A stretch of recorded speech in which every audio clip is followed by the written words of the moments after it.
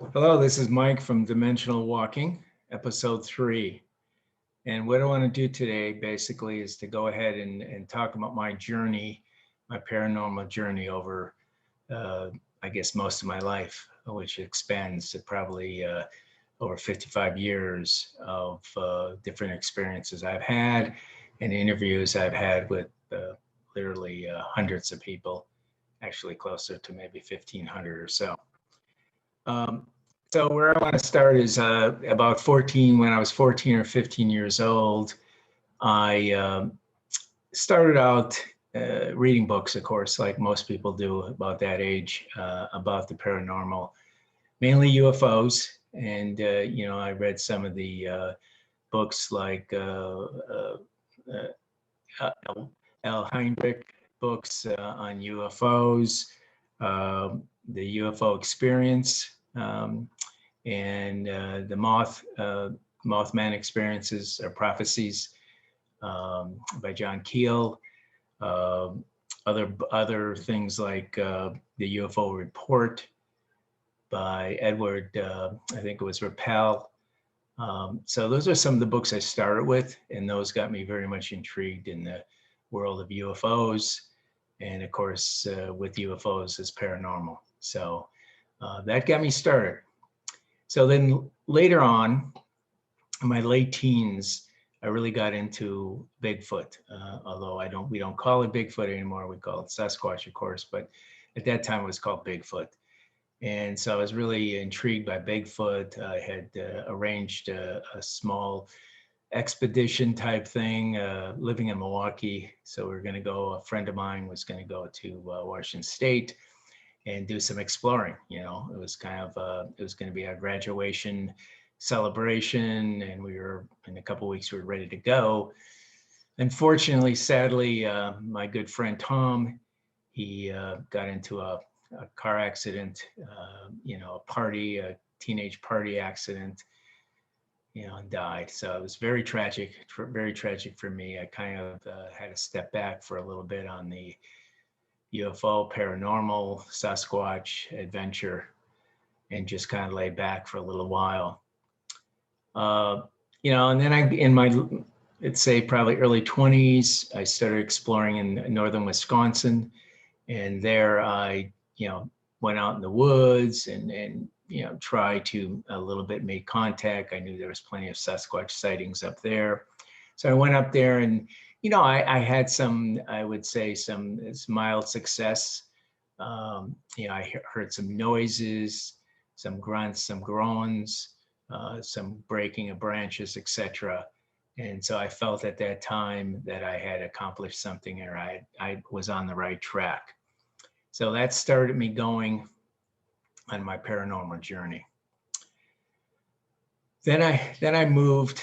I got a job in Atlanta, Georgia area. So I moved to Atlanta, Georgia. And there I started doing UFO interviews and paranormal interviews and abduction interviews with hundreds of people literally in the Appalachian Mountains. I did that late 20s, early 30s when I was a pretty young guy.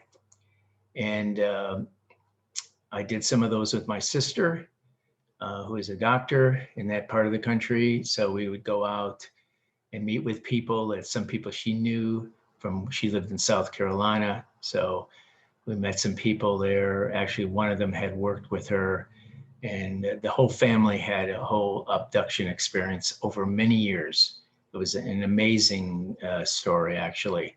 Could write a whole book on it, actually. But we went out there many times, and right next to her bedroom was this big circle. It was probably about, I'd say probably 20 to 30 feet across. And it was like burned into the ground, and nothing would grow there. And this is years later, after her experience as a child, where a UFO landed there and she was abducted, and it went on. And each one of the family members, which was an extended family of probably 20 people, all had experiences. And we brought them all together many times and talked to them. It was quite incredible. It sort of ended when I say ended, I stayed in contact with them for years, but their kind of their major experience happened when they met eyeball to eyeball in the backyard with a series of about 4 or 5 gray aliens, tall grays, and several of the family members. And they basically, I don't want to say they had a stare down, but it sort of was like a stare down. And it was most profound to them. That was kind of, for some reason, their last major experience. But I will tell you that everybody in the family, probably up to 17 people, I believe, was totally had experiences throughout their lifetime. And they were quite profound. They were with gray aliens. Sometimes they would come home from going out somewheres, and there would be these huge owls in their driveway. And what they came to find out later, those are the grays that were kind of, I would say, screened or whatever. They would also have deer that would come right up to their windows and with their big eyes would look in. And later on, they kind of found out those are really the grays also, that were just trying to make them feel more comfortable by being there or being around them.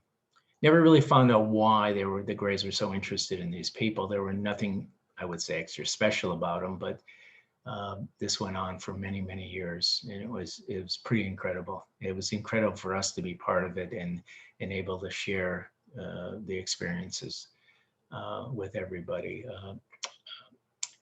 The girl that my sister knew,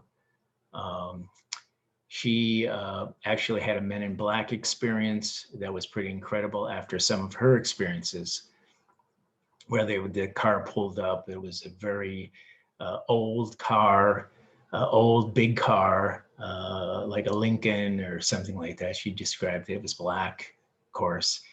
And these 2 Men in Black came up to her house and started pressuring her grandmother and to tell her grandchild that, she didn't really see what she saw, et cetera, et cetera. And the grandmother basically got very angry and told them to leave, and they just basically vanished in front of their eyes. So it was pretty incredible, that telling of that. I didn't hear it from the grandmother. I heard it from her. Her name was Alice Ann, and she told that story very, very well. Really enjoyed it. She told it several times, actually, because I wanted to make sure I was getting the story correctly, but it definitely seems like she saw Men in Black. So that was pretty cool. Anyway, so that experience went on for years. I mean, us going up there and interviewing the various people of the family. And there was many other ones, and I could probably do I know I could do several presentations just on that alone. So one of the things that, after interviewing hundreds of people in the Appalachian Mountains, one of the things I came up with a really, I'd say, a tight conclusion was that there seemed to be a connection between Native American. If you were a Native American parent, one of you are a Native American parent, and the other one is a Celtic parent, like coming from in Appalachia, as you probably know, there's a lot of Irish and there's a lot of Scottish. And if you combine them, since the Cherokee Indians were very much in the Appalachian Mountain region, if you combine them, and the children, the offspring of those adults, had some really interesting abilities, such as healing, singing, music, even dancing. They were psychic.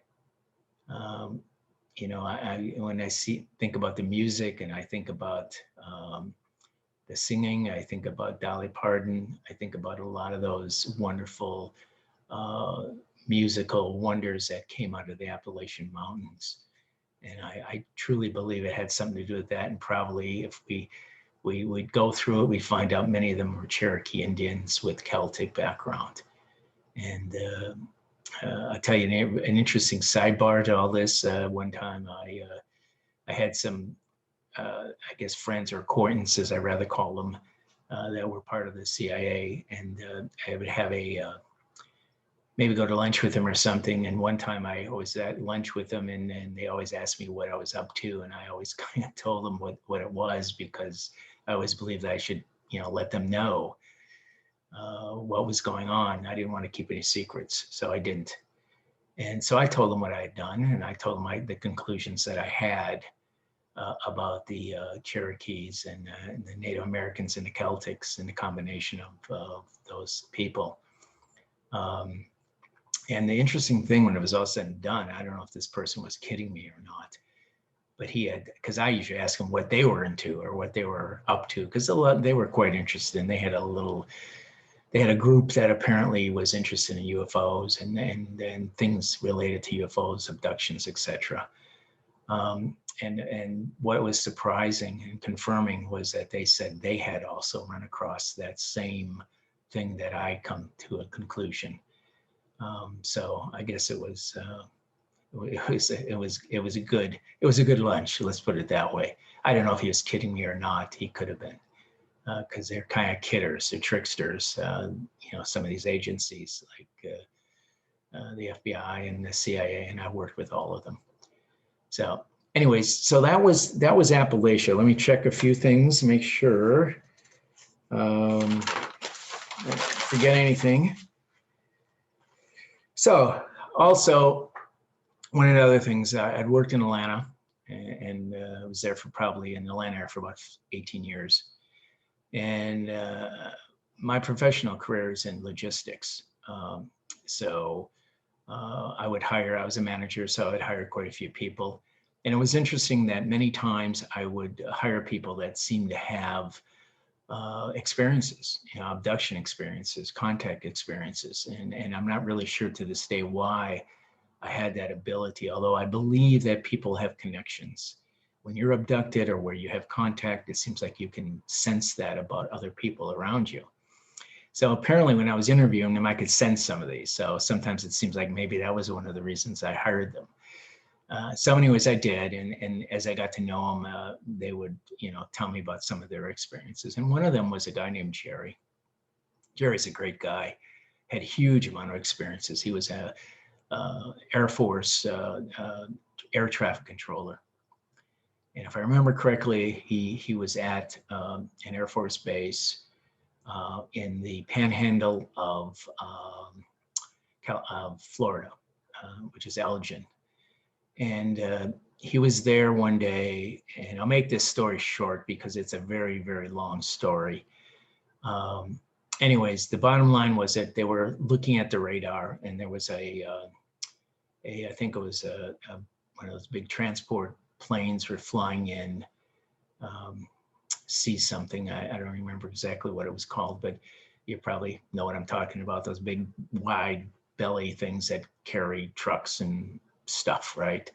Anyways, they were tracking that one coming in, and they were looking at a radar, and suddenly one of the guys said to Jerry, Jerry, look at that. Am I seeing this wrong, or what's going on here? He said, it looks like there's something right behind it, right behind the tail.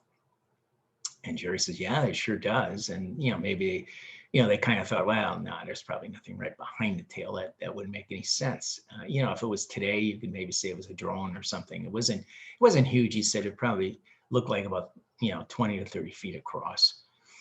So anyways, so they kept on watching it. And the interesting thing, the pilot couldn't see it because it was right behind it, right? But they did see it. So what happened was they told the pilot to kind of make a couple passes over the runway, which they did. And they all got out on apparently this air traffic tower. There was like a place you could walk out on and look, visually see it easily. So several of them walked out, one stayed by the radar.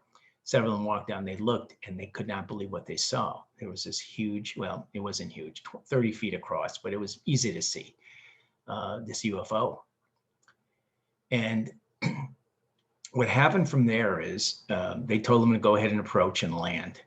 And so that's what they did. And the UFO peeled off as they started landing, peeled off and went over the air traffic control tower.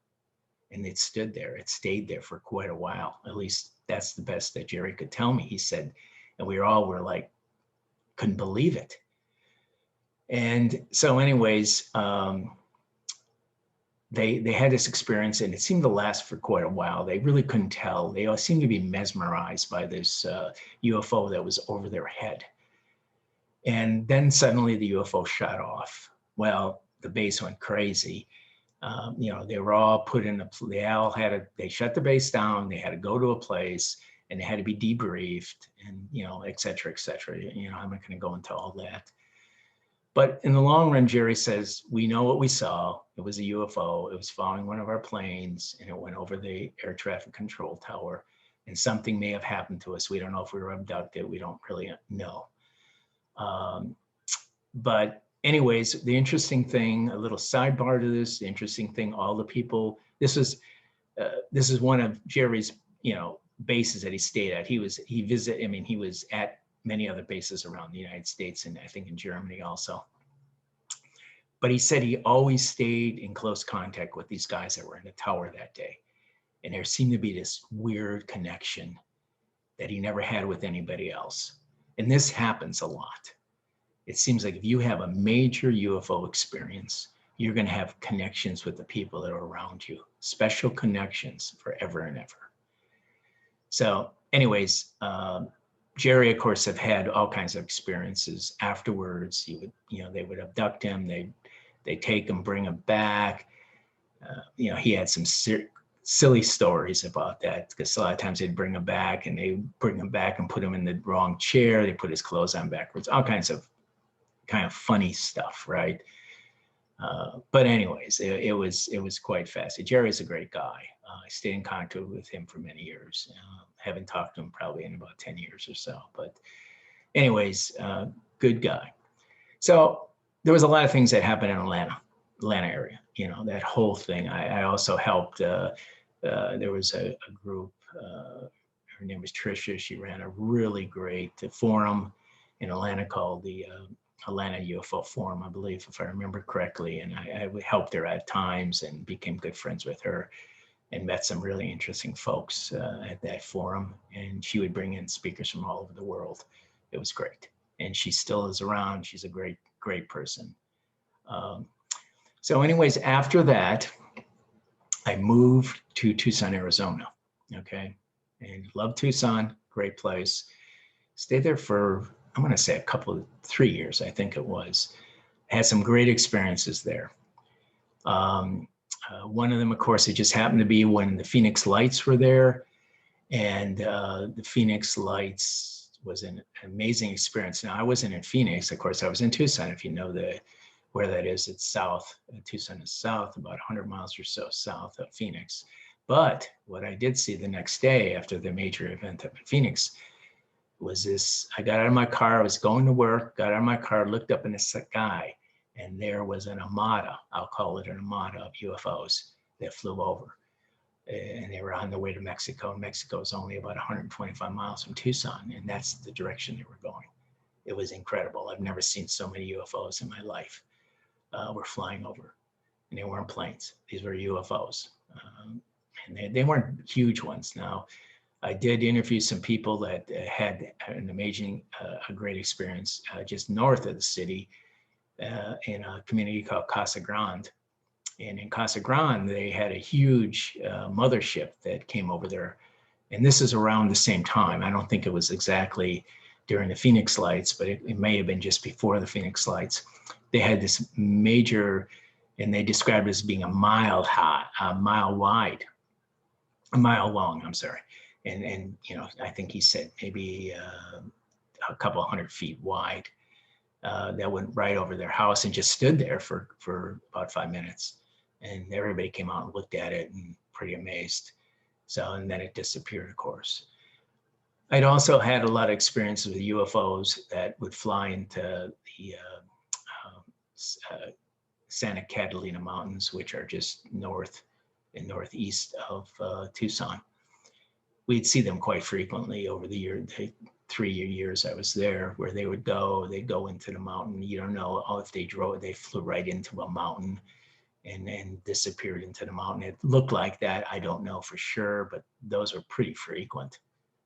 We would see those. Also, there was a mountain there called Mountain Lemon, if you're familiar with Tucson. Beautiful place, up just, I guess it's probably about 20 miles from Tucson. And you have to go up the mountain. It's probably about 9 or 10,000 feet high. One of the things that we did there, we were doing some Sasquatch research up there, and we came across a kind of a lean-to. Well, it was this kind of a hut. I'll call it a hut. It really wasn't a hut, but it was, branches, lots of branches, very large actually. And didn't know what it was at first. I thought it was just a bunch of kids that maybe, and this was kind of isolated, so it wasn't like off a trail. It was something we stumbled onto. And I went inside there, and once I got inside, I knew what it was, and I was like frozen, because I knew I was in the presence of a Sasquatch, I believe, hut or house or whatever you want to call it. There was a lot of pine branches laid out on the ground. There was some really unusual odor in there. I don't know what it was. It was, kind of a urine smell, kind of a poop smell. It was pretty awful when I got in there, but I'm pretty certain it wasn't made by humans. So I looked around. I didn't take a picture or anything. I just kind of backed out of there and moved on. Went back several times later, could never find it. Again, like I say, it was kind of off. And I was a little more shook up about the whole situation, knowing what I think I knew or what I saw. And I was I was in my 30s, I guess then. But anyways, after thinking about it and thinking about it more, I think I had walked into a Sasquatch house. So anyways, that was it. I mean, there was many other things in Tucson also, experiences. There was also, we went up into northern part of Arizona and had some interesting experiences at Sedona, and interviewed some really interesting people that had experiences also, and it was pretty incredible. Let's see where we go from there. From Tucson, hold on one second, let me make sure here.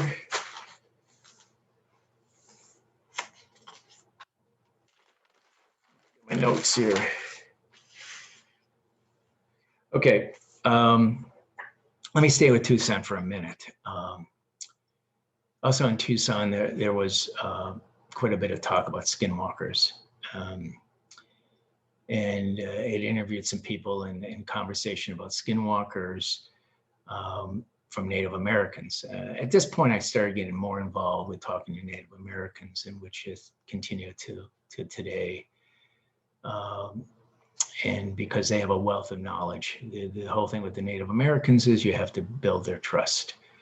You just can't walk up to them and start talking about paranormal or UFOs or anything like that. It takes years. It takes years because initially I've noticed that the initial conversations aren't really true. I think they just do it to appease, they'll appease the conversation. But as time goes on, it becomes when you build their trust, and they will come through and tell you some pretty profound things. And I'll probably do a whole video on my relationship with Sitting Bull's great-grandson. That happened in Albuquerque. But that was pretty fascinating. But that took years of talking to him. So back to skinwalkers in Tucson. One of my daughters who lived with us briefly, her and her boyfriend were traveling outside of Tucson, probably about 10 miles out, I guess. And they were driving down just a kind of a dirt road, and suddenly, probably traveling at 35 miles an hour, let me say that, that's important. And suddenly, as they were driving down the road, had the windows down, just so you know, there was something running next to their car. And what it was a skinwalker, to the best of our knowledge, going at 35 miles an hour. And it was a haggly looking woman, big nose, just kind of like a witch, I guess I would say. And she was just looking straight forward, right next to the car. And to the not so much delight of my daughter and her boyfriend who was driving the car, this witch just turned suddenly and just looked directly at them and kind of smiled or just made a face, I guess, and just turned forward and disappeared. My daughter will never forget this. When she told the story, she was pretty shook up, and I never forgot it either. So anyways, that's Skinwalkers. We've had more experiences with Skinwalkers in other parts of the country, and I'll talk about that in a minute. So next, let's talk about Utah. So Utah, I had 2 tours of Utah. I lived there twice. Once about 2001, I went there. I did the Olympics, the Olympic Games there in Tucson. In Salt Lake City. And even though I was extremely busy there, I was able to do some paranormal research, etc., and talk to a lot of people up there, especially, during the games. I was a manager. I ran all the logistics there for the warehousing. And so I did get to talk to people there, the locals, some of their experiences on Sasquatch and some Skinwalker things. Probably one of the things that was kind of fascinating was there was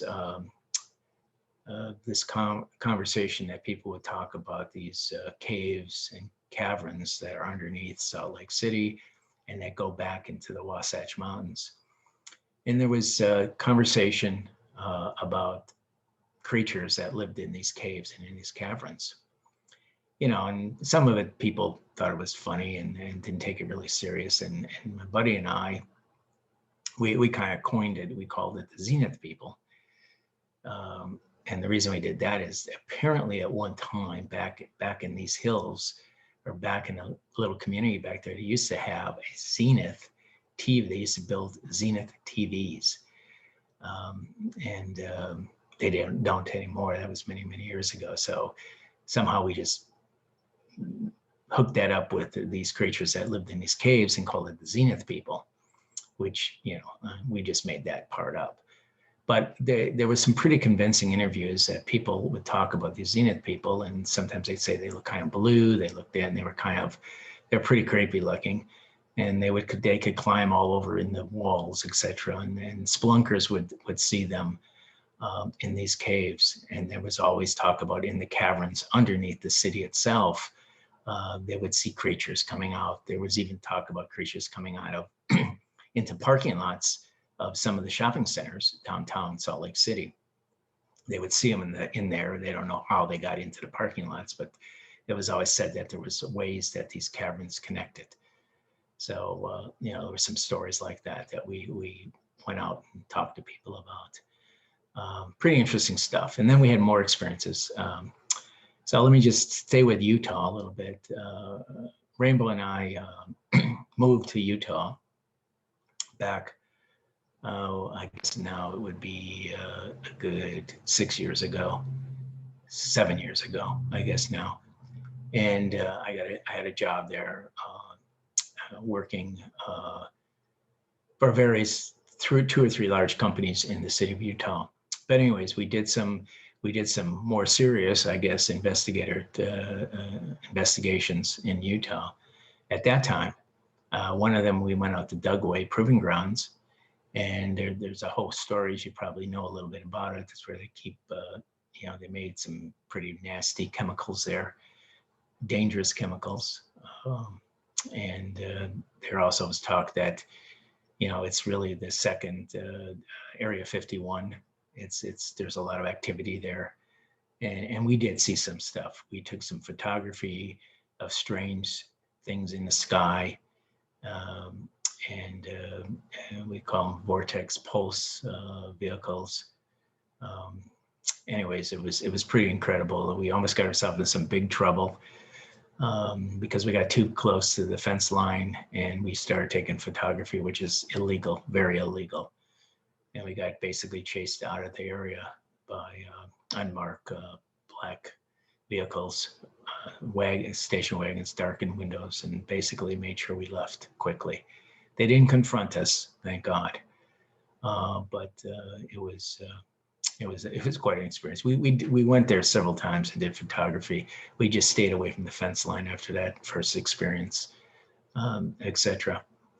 The other thing we did several things when we were in Utah, but another thing that of interest, extra interest, was we went to Skinwalker Ranch, stayed there for 2 or 3 hours. Rainbow sensed some vortex areas there in which she sensed them, we felt them, she felt them more than I did, but it was a pretty interesting experience. But we kind of went away. It was a beautiful ride, etc. We didn't see anything profound with our eyes. But when we came home, that all changed, because apparently we had attached, while we were there, 2 entities that had attached to us. And we had problems for several weeks at home. Even though we thought we were very careful, we smudged with sage, leaving there. And when we got home and when we left, I mean, we were trying to be as careful as humanly possible. But I guess we weren't. So we had these entity experiences. We're going to probably talk about those. Rainbow will talk about those because she had to directly basically defend us or keep them from getting crazier than they actually did. So it was real. It was very real. And it was quite amazing. So let's see. Just a little comment I wanted to make is I'm a logistics professional. I've been doing it all my life. I'm pretty much retired now, but I had some of the companies I've done work for, basically, were companies like Boeing, Raytheon, Honeywell. As you know, those are all aerospace companies, and I wish I could probably tell you more about their relationship, but I will tell you this, that they do have a relationship with kind of UFO technology. But I had clearances there, and I'm probably not going to say too much more about those work experiences I had, but I'm very much aware of the connection, the military-industrial complex connection to UFOs is very real. So I just make that comment, and I'm going to kind of move on from there. So let's go back to Albuquerque. Albuquerque, New Mexico. Lived there for about, I think about 13 years. Traveled a lot out of Albuquerque and got some pretty profound interviews on airplanes flying out around the country doing my job as a logistics consultant for a company. Anyways, a lot of experiences in New Mexico. I obviously developed helped form a group called the New Mexico UFO Paranormal Forum, and kind of was the head honcho of that, for the director of that for about 8 years. Brought in people from all over the country, and had speakers, or great speakers, and we it was incredible, the run we had there doing that. So anyways, some of our experiences in Albuquerque or in New Mexico, it was really the whole state, were pretty incredible.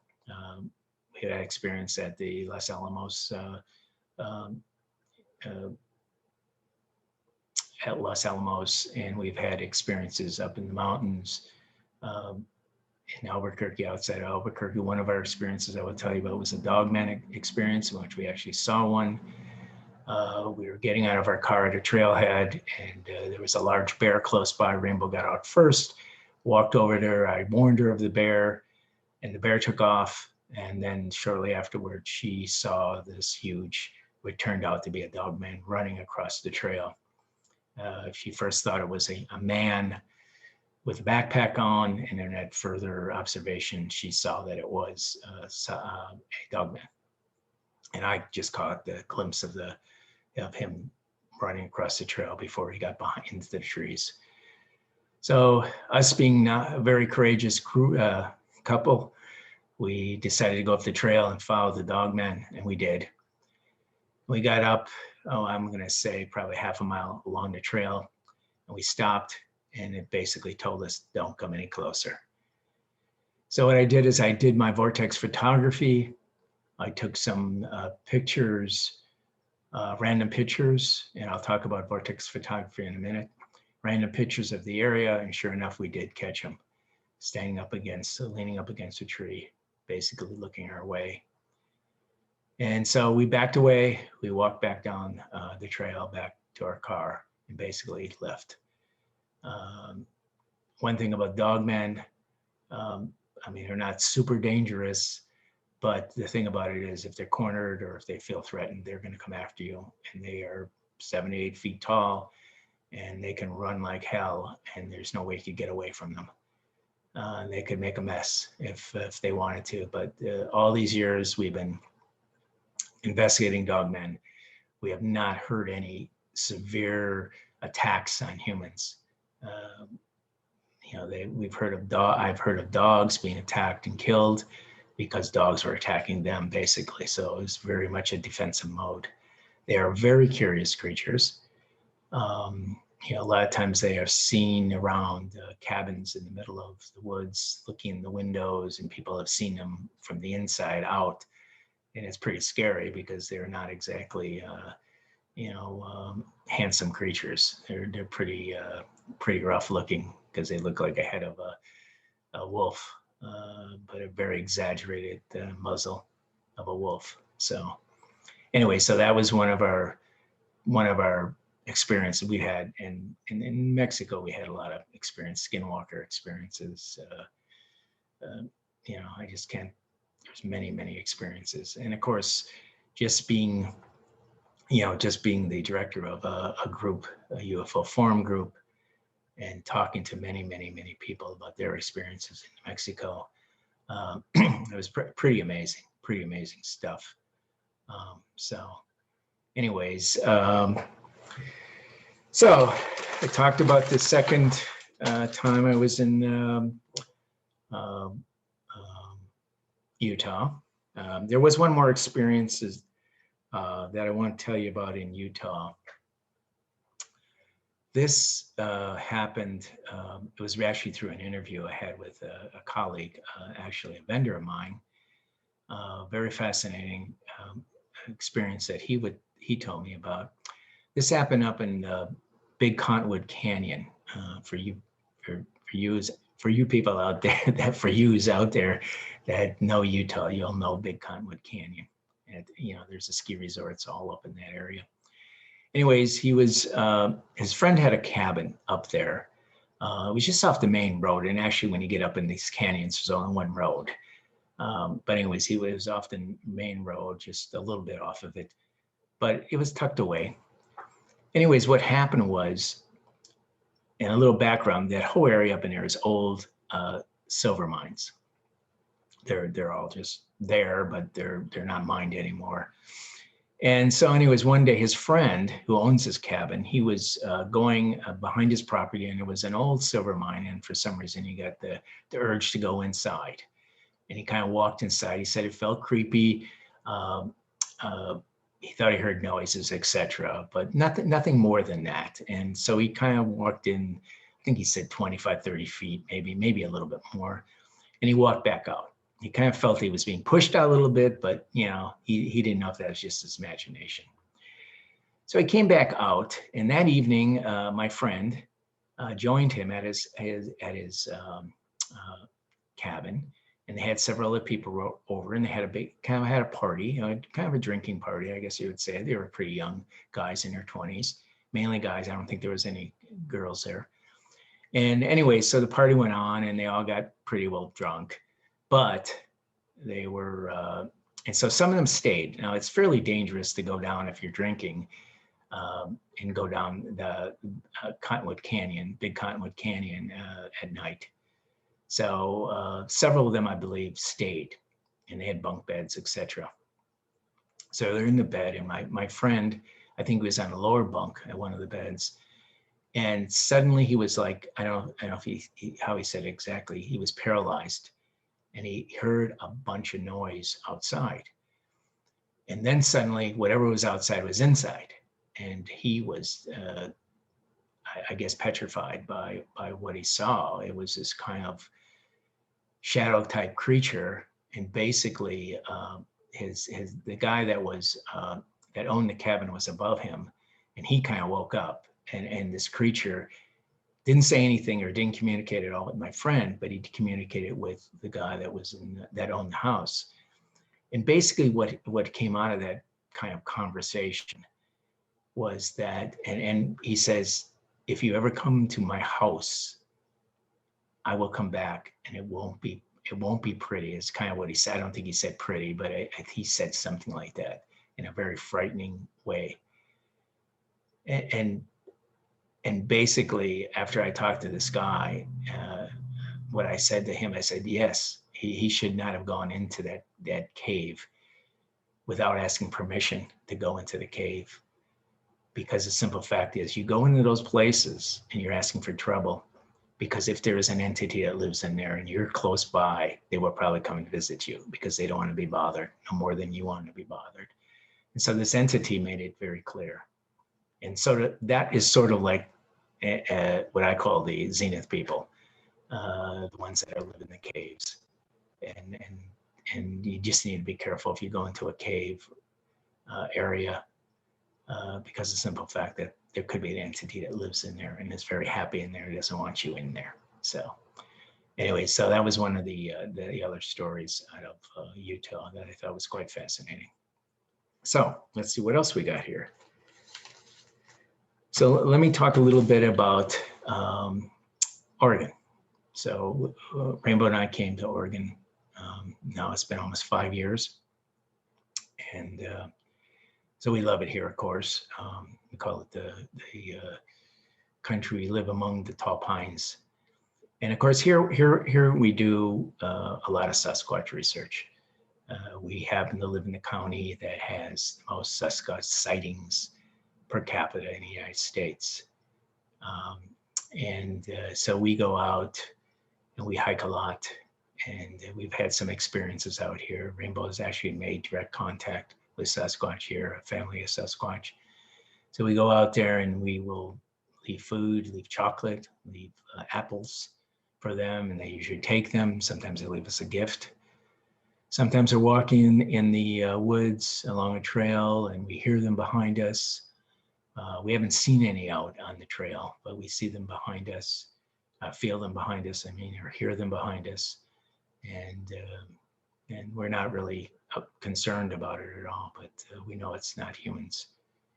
We know it's Sasquatch. So anyway, so we will continue our adventures, and we hope to obviously keep you updated on our journey here in Oregon. And we also have gone up to Washington, and we plan to go to some other states around, and it's going to be pretty exciting. So anyways, let's see what else.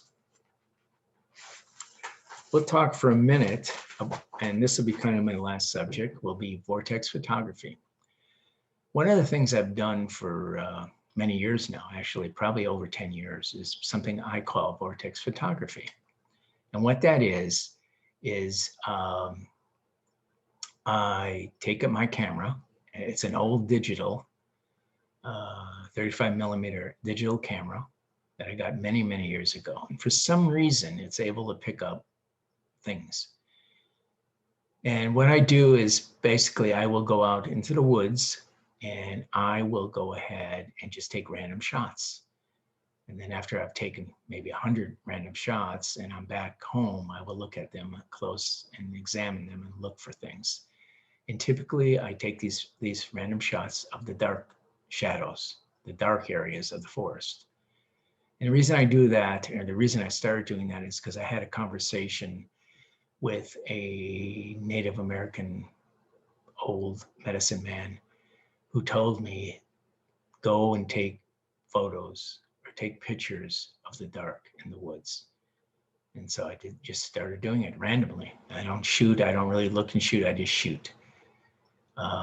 So anyways, what I've gotten some amazing creatures, amazing entities. Anybody I believe can do this. I feel I'm kind of lucky. I maybe just have a sense of where to shoot. But one of the things I did find out though,